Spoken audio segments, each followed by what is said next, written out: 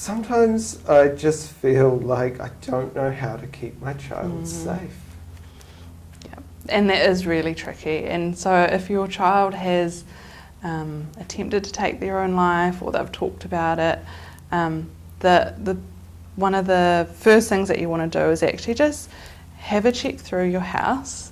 And this can bring up a whole heap of emotions. You want to walk through your house, including your garage and garden shed. And if you are really worried about your child, you want to make sure that you've removed and secured everything that they could use to harm themselves. So these are things like ropes, sharp knives, any medication in the house. And we also, with medication, we really want to be quite thorough on that. So think about prescription medication you have in your bedside next to you, the medical drawer that you have somewhere in your house with all the leftover little bits of medication, Panadol and things that are just sort of lying around. We really want to do quite a thorough sweep. So medication, and obviously things like firearms. So even just hearing this can bring up quite a strong emotion response in parents. And I also have parents say to me, well, my child has a job, they have an FPOS card, they can go buy medication if they wanted to. And I guess how we think about that is, yes, that they can, but oftentimes urges, big emotions and urges to hurt yourself come up in a moment. So it might be at night time, your child's got a message and it's really upset them, big emotions coming on, or during the day, and a thought pops into their head, I don't want to be here anymore, I can't do this.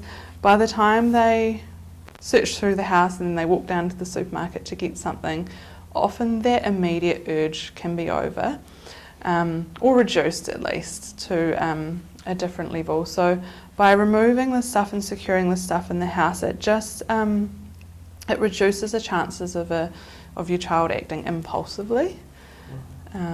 So it is really important that over that period of time you do just have a check throughout the house, and then continue. This is a really scary thing as a parent and a hard thing, and I think one of the most important things you can do is keep those lines of communication open with your child, so that if and when you're created an environment and a relationship where when they are struggling, they feel like they can come to you. And again, broken record, but the most important thing you can do in this moment is manage your own emotions, because especially if you've had previous experiences or this is the first time you've heard this, you can be it's really common for you to just have a strong emotion response where your kid comes to you and said, yeah, I'm really struggling today, I don't feel good. So you've gone into protective parent mode, and you're like, okay, well, you won't be going out this weekend with friends anymore, I'm going to take your phone off you, you have to have your door open all the time, and just kind of that hovering. Or even sometimes, parents are like, well, as soon as they hear it, that my child's not doing well, we're going to the hospital. And so this comes from a really well-meaning place of, I want to protect you, I want to keep you safe, absolutely. But that response, I've had a lot of young people say to me, I don't want to tell mum or dad, because last time I did, I just said I was struggling and then we ended up in hospital. So we want to take, like what we talked about at the beginning, we just want to have that, manage our emotions, take a deep breath. Again, you might need to pop out and make a hot drink, and come back in a space where you are calm and can listen, can be curious, just, okay, what's going on? It sounds really rough, it sounds really hard. Your child might start talking about what's going on, that's great. They also might not want to, and that's also fine. So in that moment, actually not talking is fine. They've come to you for help. You might just be like, do you want to go for a walk? How about we go for a walk? Should we do some baking together? Shall we just put on a movie together?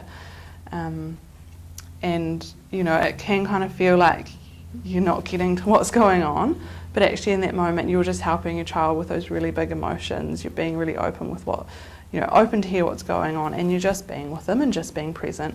And that is going to mean, hopefully, that next time they feel that way, they'll be more likely to come and let you know they're really struggling again. And at any point, again, if you're just still feeling really uncomfortable, contacting your GP and the crisis mental health numbers again. So if you're sitting with feeling uncomfortable, don't hesitate to call those numbers. And I think another really important part of keeping your child safe is keeping their regular routine. Okay. So when your child's really struggling, again, you want to kind of take away all the stresses of the world so that they can feel better.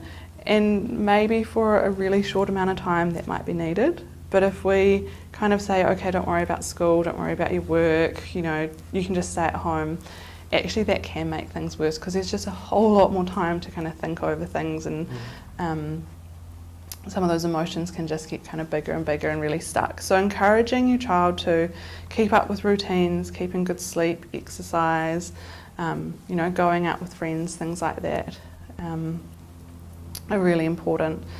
And again, remembering at any time contacting those numbers, talking to your GP. And I think as well, the final thing I'd say is that it's a really kind of delicate dance because it changes day to day. And so just seeking support of professionals if you're not really sure where that's at or what to do. Thank you. Yeah, it's a really, really hard subject, and it is a really difficult one that no parent kind of ever imagines that they have to have with their child, these kind of talks.